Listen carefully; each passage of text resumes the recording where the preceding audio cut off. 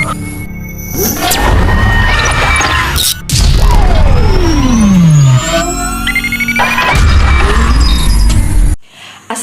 warahmatullahi wabarakatuh. Perkenalkan, saya Dwi Novita Kadu, kelas 2 PGSD.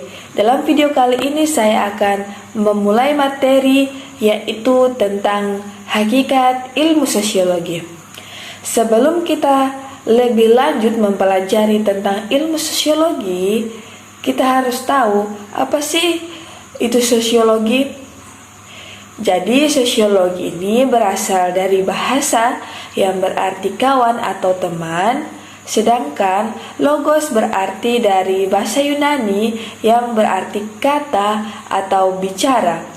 Kalau kita lihat, berarti ilmu sosiologi adalah ilmu yang mempelajari atau berkata tentang teman.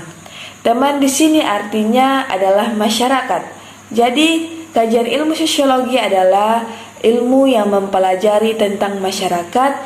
Semua yang ada di dalam masyarakat itu dikaji dan dibahas oleh ilmu sosiologi. Jadi sampai di sini kita sudah tahu apa sebenarnya sih sosiologi. Jangan sampai dilupa ya teman-teman. Lalu muncul pertanyaan, kenapa sih kita harus belajar sosiologi? Apa sih sosiologi itu bermanfaat bagi kita? Sebagai manusia itu menjadi dua makhluk, yaitu sebagai makhluk individu dan makhluk sosial. Kita sebagai manusia atau makhluk individu memiliki cara berpikir yang berbeda dengan yang lainnya, sehingga cara kita bertindak pun beda.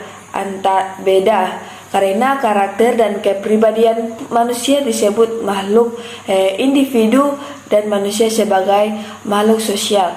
Artinya tidak bisa hidup sendiri untuk memenuhi kebutuhannya. Manusia membutuhkan manusia yang lainnya untuk dapat memenuhi kebutuhan hidupnya, sehingga akan cenderung lebih berkelompok dengan manusia lainnya. Akhirnya membentuk sebuah masyarakat. Masyarakat adalah objek kajian sosiologi, sehingga sosiologi mempunyai hubungan erat dan timbal balik antara individu dengan yang lainnya, individu dan kelompok, serta kelompok dengan kelompok lainnya. Dengan demikian, kita sangat penting untuk mempelajari ilmu sosiologi ini. Dengan begitu kita bisa tahu apa yang terjadi dalam masyarakat, bagaimana dinamika itu, dan kenapa bisa terjadi seperti itu. Semua dipelajari di sosiologi. Dan pepatah pernah berkata, tak kenal maka tak sayang. Kalau kita tidak mengenal masyarakat itu sendiri, kita tidak bisa dengan masyarakat itu. Ilmu sosiologi kini hadir untuk mengkaji lebih lanjut mengenai masyarakat tersebut. Beberapa pengertian ilmu sosiologi menurut para tokoh. Yang pertama yaitu ada Auguste Comte mengatakan bahwa sosiologi adalah ilmu tentang masyarakat. Sosiologi berupaya berkehidupan sesama manusia. Setiap kehidupan itu dapat ditinjau atau diamati. Selanjutnya ada menurut Sujarno Sukanto. Beliau dari Indonesia mengatakan bahwa sosiologi adalah ilmu yang memusatkan perhatian pada segi-segi kemasyarakatan yang bersifat umum dan berusaha untuk mendapatkan pola-pola umum kehidupan masyarakat. Bahwa sosiologi adalah ilmu yang mempelajari hubungan antara manusia dalam kelompok.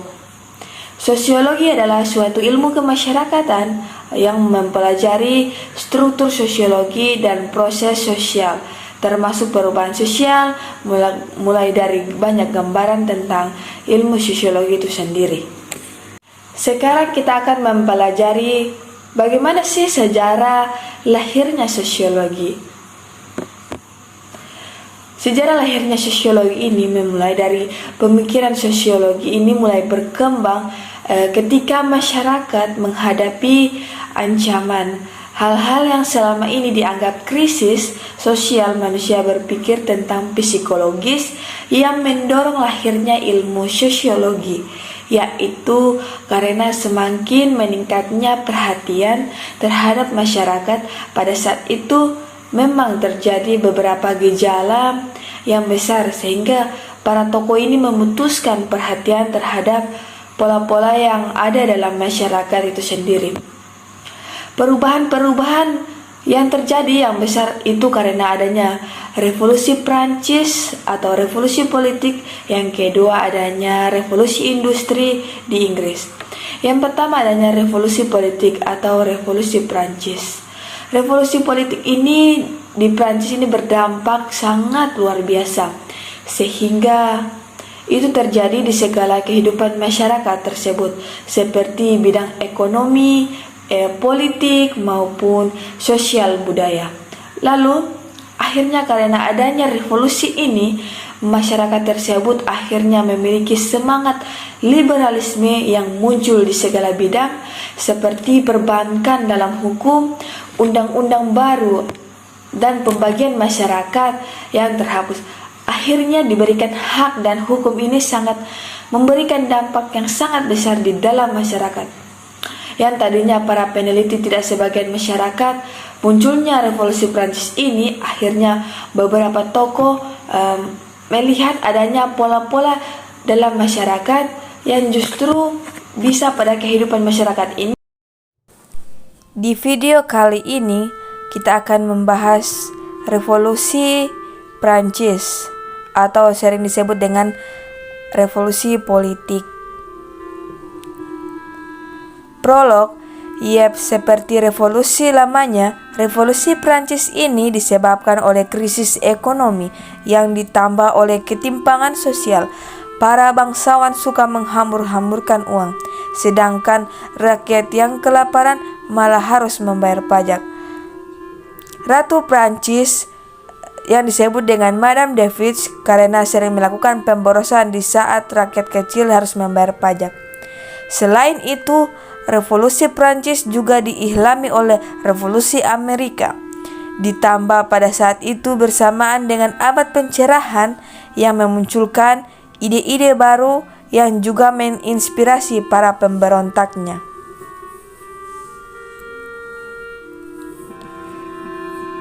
Majelis Nasional dibentuk sebagai bentuk ketidakpuasan para tiers estate dengan Estates General karena sistem memilih yang tidak adil. Padahal tiers estate membentuk 98% dari populasi dan hanya mendapat 1/3 suara. Takut akan tuntutan tiers estate yang radikal, Raja Louis mengunci ruang rapat National Assembly. Ditutupnya ruang rapat tersebut tidak menyurutkan semangat para tiers estate. Mereka berkumpul di sebuah lapangan tenis yang kelak akan menjadi pengumpulan mereka. Sumpah lapangan tenis. Para tiers estate mengambil sumpah di sebuah lapangan tenis indoor di distrik Saint-Louis Versailles. Mereka bersumpah bahwa mereka tidak akan membubarkan diri sampai Undang-Undang Dasar Prancis yang baru dirumuskan. Selain itu ada penyerbuan Bastille atau yang dikenal dengan Prise de la Bastille. Pemecatan ini dilatar belakangi oleh dipecatnya Menku Prancis Jacques Necker karena dianggap berpihak kepada Prancis pada saat itu. Penjara Bastille dianggap sebagai simbol kekuasaan absolut raja, sehingga pada malam hari di tanggal 13 Juli 1789 rakyat Prancis mulai menyerbu gudang senjata Bastille. Dari penyerbuan tersebut, rakyat Prancis mendapatkan ribuan senapan musket dan amunisi. Keesokan harinya, rakyat Paris berhasil mengepung penjara Bastille. Semenjak saat itu, 14 Juli, hari penyerbuan Bastille, diperingati sebagai Hari Bastille atau Hari Nasional Prancis, semacam Hari Pahlawan, atau dalam bahasa Prancis disebut La Fête Nationaliste, dan biasanya akan diadakan parade militer di Jalan Champs-Élysées, Paris.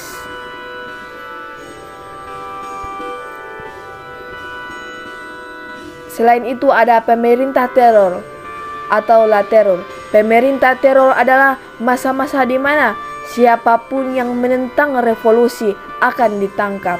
Bahkan buruknya dieksekusi mati menggunakan guillotine tersebut. Yang kedua adanya revolusi industri di Inggris terjadi pada abad ke-18 di mana lahirnya kapitalisme berkembang antara semua ini. Juga dalam berkembang mekanisme proses dalam pabrik, yaitu terciptanya banyak teknologi-teknologi yang maju. Kulit-kulit produksi juga semakin luas dan akhirnya terbentuk sehingga mempengaruhi urbanisasi sebagai manifestasi dari hiruk-pikuk ekonomi antara masyarakat tersebut. Juga berkembang sosial yang terdiri dari kelas atas dan kelas bawah, di mana mereka ini memiliki kekuasaan terhadap perekonomian sehingga melemahkan masyarakat kelas bawah. Karena adanya kesenjangan ini, akhirnya kelas bawah membentuk satu perserikatan. Nah, karena adanya revolusi industri ini juga menjadi perhatian bagi para ilmuwan untuk melihat bagaimana dominasi antar kelas itu dalam mempengaruhi suatu gejala sosial yang ditimbulkan. Seperti yang kita ketahui, saat ini kita berada di revolusi industri 4.0 di mana hampir semua sendi kehidupan mulai terkonferensi ke dalam dunia digital, mulai dari komunikasi, kegiatan ekonomi, hingga ranah hiburan. Tapi pernahkah kalian bertanya, dari mana awal revolusi industri ini terjadi? Revolusi industri terjadi pertama kali di Inggris.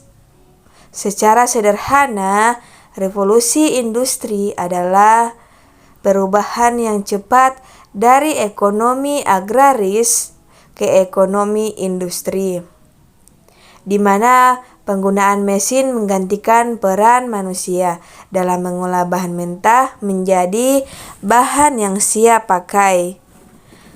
Setidaknya ada dua faktor mengapa revolusi industri ini terjadi di Inggris, yaitu faktor internal dan faktor eksternal. Faktor internal yang menyebabkan revolusi industri terjadi di Inggris yang pertama, adanya revolusi ilmu pengetahuan abad ke-16 sebagai akibat dari munculnya Renaissance. Yang kedua, munculnya organisasi penelitian seperti The Royal Society of Improving Natural Knowledge, The Royal Society of England. Yang ketiga, kondisi politik dan keamanan yang stabil di Inggris. Sedangkan faktor eksternal adalah Inggris memiliki jajahan yang sangat luas sehingga mudah dalam memperoleh bahan mentah dan daerah pemasaran. Yang kedua, Inggris akan kaya sumber daya alam batu bara dan biji besi. Dan yang ketiga, adanya paham ekonomi liberal.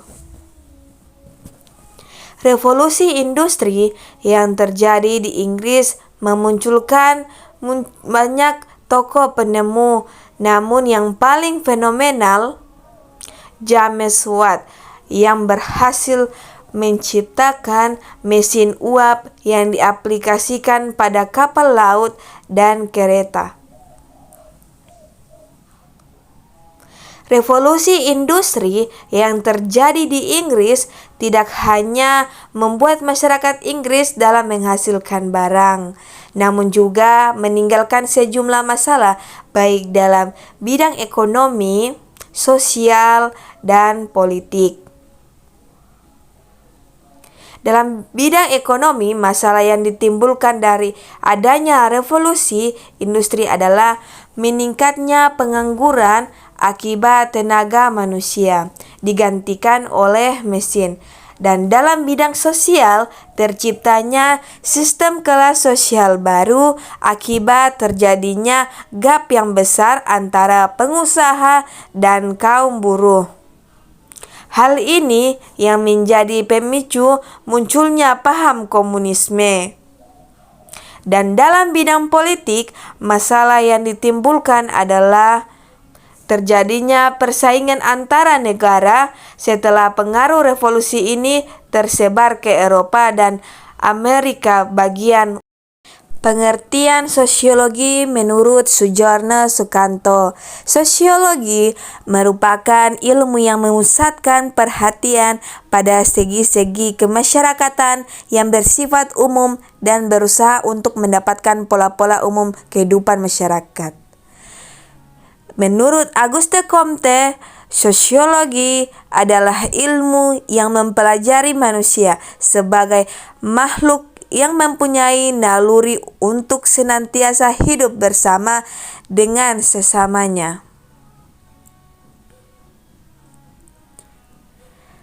Menurut Emile Durkheim, sosiologi adalah ilmu yang mempelajari fakta-fakta sosial, yaitu fakta-fakta yang berisi cara bertindak, berpikir, dan berperasaan.